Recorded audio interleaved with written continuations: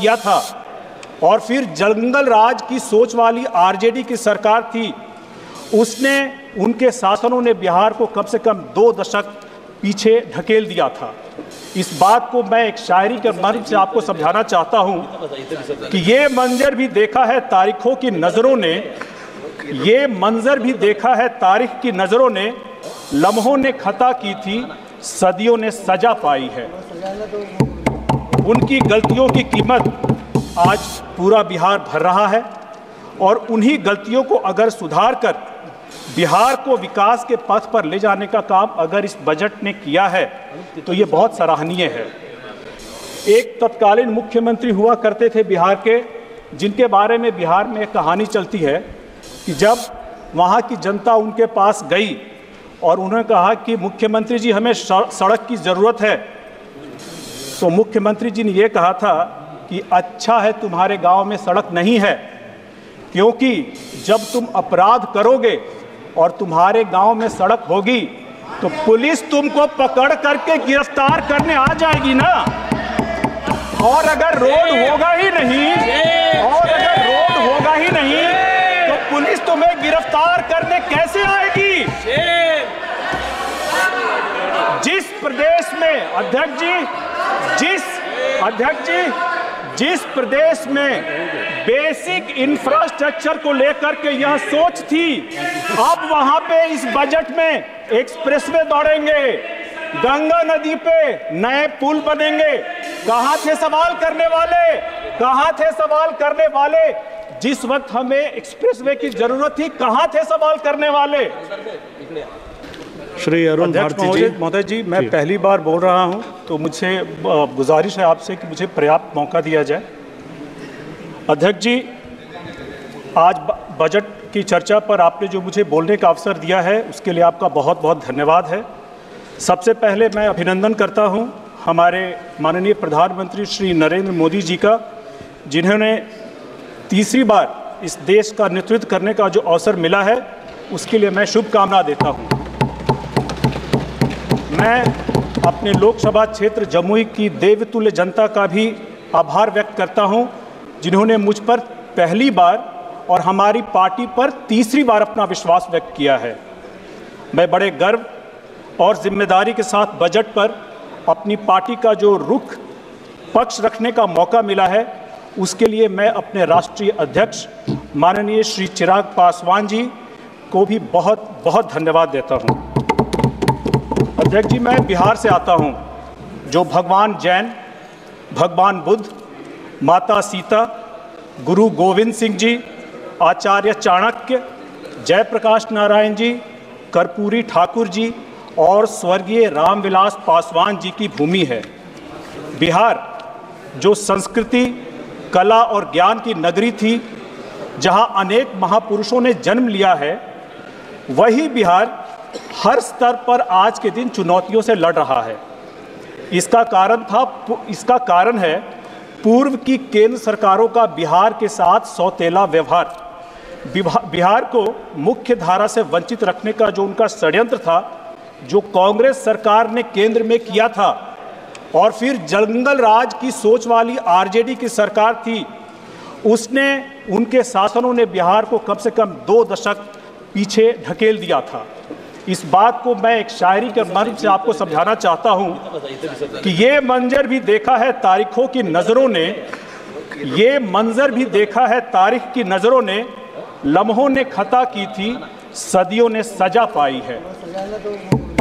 उनकी गलतियों की कीमत आज पूरा बिहार भर रहा है और उन्हीं गलतियों को अगर सुधार कर बिहार को विकास के पथ पर ले जाने का काम अगर इस बजट ने किया है तो ये बहुत सराहनीय है। विपक्ष के साथी बहुत असहज महसूस करते हैं कि बिहार पर इतनी मेहरबानी क्यों की गई। मैं बताना चाहूँगा अध्यक्ष महोदय कि बिहार ने तो कभी प्रश्न नहीं किया कि बजट में अन्य केंद्र राज्य के सरकारों को क्या सौगात मिली। उदाहरण के तौर पर 2021 की बजट में केंद्र सरकार ने 25,000 करोड़ का इकोनॉमिक कॉरिडोर बंगाल को दिया था, या 1 लाख करोड़ से 1100 किलोमीटर के राजमार्ग की राशि केरल में दी गई थी, जहां एनडीए की सरकार नहीं थी।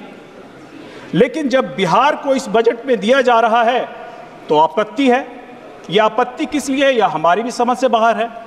जो कमजोर राज्य होते हैं उनके ऊपर विशेष ध्यान देने की जरूरत है। एक बिहारी होने के नाते मुझे लगता है कि यह बजट एक समावेशी बजट है, न्यायोचित बजट है, बिहार के परिप्रेक्ष्य में न्याय संगत बजट है और इसकी जरूरत बिहार को आज कई दशकों से थी।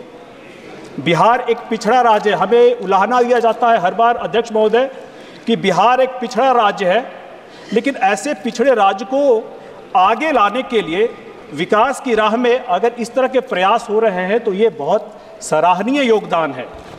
क्या आप नहीं चाहेंगे कि बिहार भी विकसित हो, बिहार के लोगों को भी बेहतर सुविधाएं मिले?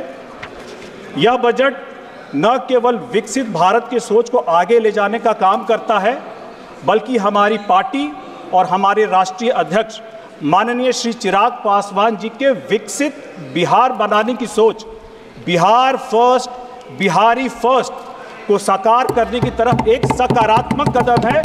उस सोच को धरातल पर उतारने का पहल भी है। मैं नरेंद्र मोदी जी और वित्त मंत्री जी का धन्यवाद देता हूं कि आज उन्होंने जो बिहार को इस बजट में प्राथमिकता दी है, जिस बिहार फर्स्ट, बिहारी फर्स्ट की सोच जिसकी हम बात करते हैं, उसका अंश इस बजट में हमें दिख रहा है। अब बिहार में हमें गंगा माता के साथ विकास की गंगा भी बहेगी, क्योंकि केंद्र सरकार ने बिहार के साथ न्याय किया है। बिहार को उसका जो लंबे समय से पेंडिंग था वो अधिकार दिया है। बिहार की जनता ने जो आशीर्वाद 2024 में माननीय प्रधानमंत्री जी को दिया था, उस भरोसे पर वो पहले बजट में ही खरे उतरे हैं।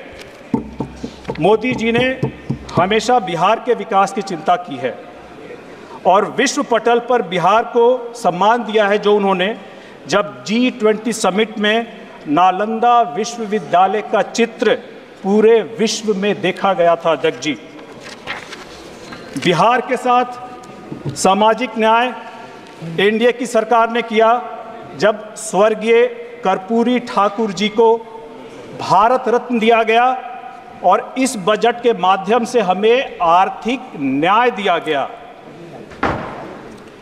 बिहार को विकसित भारत का एक विभिन्न अंग बनाया गया है और जिसमें सरकार ने जो पूर्वोदय योजना की घोषणा की है, जिससे बिहार के ऑल राउंड डेवलपमेंट के लिए human resource development, infrastructure, generation of economic opportunities के माध्यम से बिहार को प्रगति के पथ पर ले जाएंगे। क्या क्या फ़ायदे हैं अध्यक्ष जी, मैं और भी आगे जाऊंगा, लेकिन मैं आपको समय में थोड़ा पीछे ले जाना चाहूँगा। लगभग 2 दशक पीछे एक तत्कालीन मुख्यमंत्री हुआ करते थे बिहार के, जिनके बारे में बिहार में एक कहानी चलती है कि जब वहाँ की जनता उनके पास गई और उन्होंने कहा कि मुख्यमंत्री जी हमें सड़क की ज़रूरत है, तो मुख्यमंत्री जी ने ये कहा था कि अच्छा है तुम्हारे गांव में सड़क नहीं है, क्योंकि जब तुम अपराध करोगे और तुम्हारे गांव में सड़क होगी तो पुलिस तुमको पकड़ करके गिरफ्तार करने आ जाएगी ना। और अगर रोड होगा ही नहीं, तो पुलिस तुम्हें गिरफ्तार करने कैसे आएगी? जिस प्रदेश में अध्यक्ष जी, जिस प्रदेश में बेसिक इंफ्रास्ट्रक्चर को लेकर के यह सोच थी, अब वहां पे इस बजट में एक्सप्रेसवे दौड़ेंगे, गंगा नदी पे नए पुल बनेंगे। कहां थे सवाल करने वाले? जिस वक्त हमें एक्सप्रेसवे की जरूरत थी, कहां थे सवाल करने वाले? ऐसे बेहतर एक्सप्रेसवे से बिहार की अर्थव्यवस्था को भी देश के बाकी हिस्सों से जोड़ा जाएगा, व्यापार सुगम बनेगा, रोजगार के अवसर बनेंगे और आर्थिक विकास को बढ़ावा देगा, जो कि हमारा बिहार फर्स्ट, बिहारी फर्स्ट के सोच को भी साकार करता है। अध्यक्ष जी, इस बजट के माध्यम से 26,000 करोड़ के रोड कनेक्टिविटी प्रोजेक्ट्स की घोषणा के लिए मैं सरकार को कोटि कोटि धन्यवाद देता हूं। इस बजट में पटना से पूर्णिया का एक्सप्रेसवे, बक्सर से भागलपुर का एक्सप्रेसवे, बोधगया, राजगीर, वैशाली और दरभंगा स्पर से जो जोड़ा जाएगा और जो एडिशनल 2 लेन का ब्रिज गंगा नदी में बनेगा वो शामिल है और ये एक बहुत ही सराहनीय कदम है। माननीय अध्यक्ष महोदय, मैं फिर कुछ ऐसा कहने वाला हूं जहां थोड़ी सी आपत्ति आएगी। मेरे लोकसभा क्षेत्र जमुई में चुनाव के वक्त जो जंगल राज की सोच वाली जो विपक्षी थे, उन्होंने मुझे बार बार बाहरी बोला ये तो बाहरी है। ऐसे में सवाल उठता है अध्यक्ष महोदय कि बिहारियों को बाहरी किसने बनाया? कौन उनको तिरस्कृत होने के लिए, बिहार से बाहर जाने के लिए मजबूर कर दिया? चाहे वो नौकरी हो, चाहे वो शिक्षा हो, या फिर जान माल की हिफाजत हो, बताएं। अध्यक्ष महोदय, दशकों बाद ऐसा बजट आया है जिसमें रोजगार के जो अपार अवसर बनेंगे, चाहे वह रोजगार के लिए प्रधानमंत्री जी के 5 योजनाओं का पैकेज के माध्यम से हो, नए इंफ्रास्ट्रक्चर प्रोजेक्ट के माध्यम से हो, जैसे कि 2400 मेगावाट का नया पावर प्लांट हो, बिहार में एक्सप्रेसवे के प्रोजेक्ट हो, नए एयरपोर्ट हो, खेल कूद का इंफ्रास्ट्रक्चर लगाने की बात हो, तो यह उम्मीद जगती है कि अब हम बिहारी भी वापस बिहार जाने के बारे में सोच सकते हैं, ताकि हम बिहारी ही कहलाएं, बाहरी नहीं कहलाएं। सरकार पावर प्रोजेक्ट्स के लिए जो 21,400 करोड़ की लागत से नया पावर प्लांट पीरपैंती में जो बनाया जाएगा, जो नए एयरपोर्ट, मेडिकल कॉलेज बनाए जाएंगे, जो स्पोर्ट्स के इंफ्रास्ट्रक्चर बनाएंगे, और जो केंद्र सरकार ने सौगात दी है, और एडिशनल एलोकेशन को जो सपोर्ट मिलेगा कैपिटल इन्वेस्टमेंट से, उसकी भी हम बहुत बहुत स्वागत करते हैं। बिहार जैसे राज्य में विकास के लिए अधिक बजट की जरूरत है, जिसके लिए बिहार सरकार द्वारा external assistance from multilateral development banks को भी प्राथमिकता दी जाएगी। Sir, the data shows that Bihar alone accounts for 17.2% of the flood prone areas in India. In recent decades the flood intensity has increased and so has the extent of flood prone areas।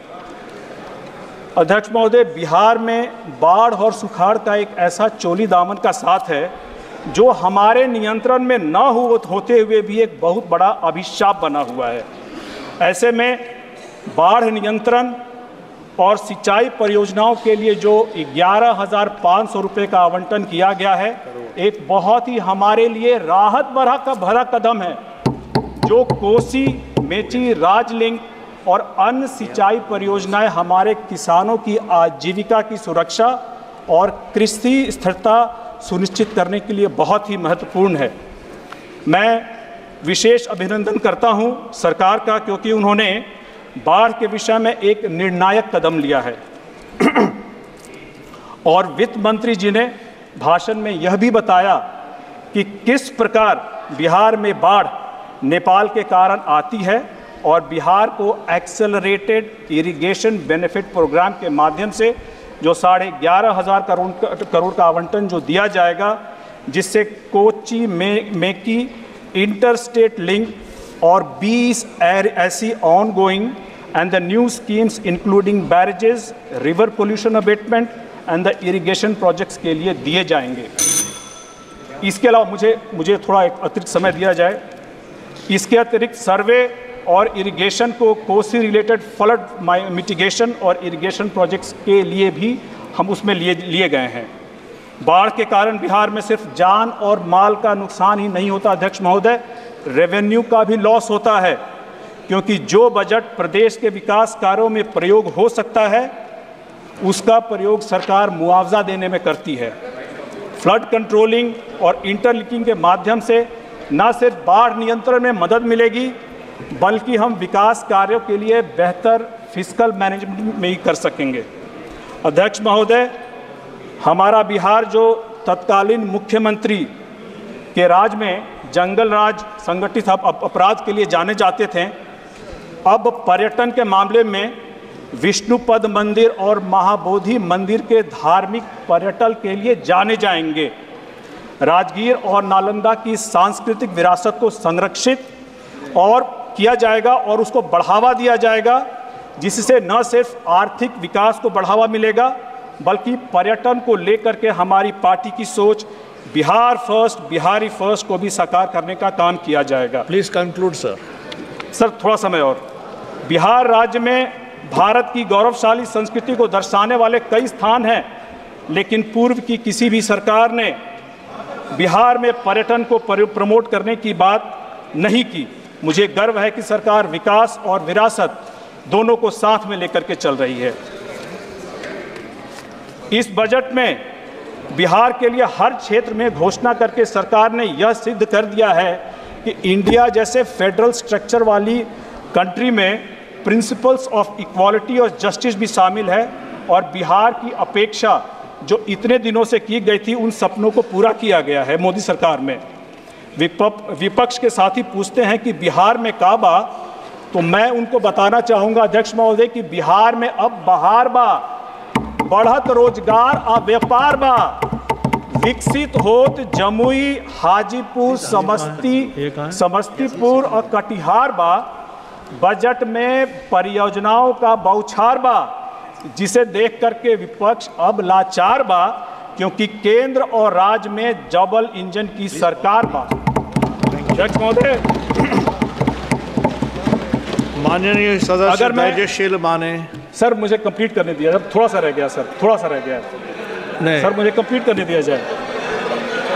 अगर मैं बिहार के विकास की बात करूं और बाकी allocation की बात करूं हुजूर, तो पिछले 10 वर्षों में केंद्र सरकार ने हमारी बाकी सदस्य लोगों को अभी समय नहीं मिलेगा, प्लीज अंडरस्टैंड। सर पहली बार है सर, प्लीज पहली बार है, please conclude 30 seconds please. Bihar में आज रेल को 71,000 करोड़ की परियोजनाएं, 12 नई लाइन, 4 गॉज कन्वर्जन और 18 डबलिंग लाइन दी गई है। सेंट्रल रोड और इंफ्रास्ट्रक्चर फंड CIRF के माध्यम से हमारे राज्य को पिछले 4 वर्षों में 1500 करोड़ के रोड प्रोजेक्ट्स दिए गए हैं। वित्तीय वर्ष 23-24 में बिहार को केंद्र से लगभग 1,73,000 करोड़ रुपए प्राप्त हुए हैं। और अगर मैं बिहार में पिछले 10 वर्षों में नए मेडिकल कॉलेज की बात करूं तो 8 नए मेडिकल कॉलेज शुरू किए गए हैं।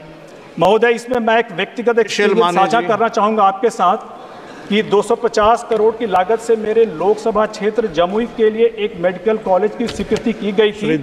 आज़ादी के इतने वर्षों बाद भी जमुई में एक मेडिकल कॉलेज नहीं था, जो इतने वर्षों बाद जाकर के जो एक आकांक्षी जिला है वहाँ हुआ है अभी। हुजूर धन्यवाद अध्यक्ष महोदय। Last sir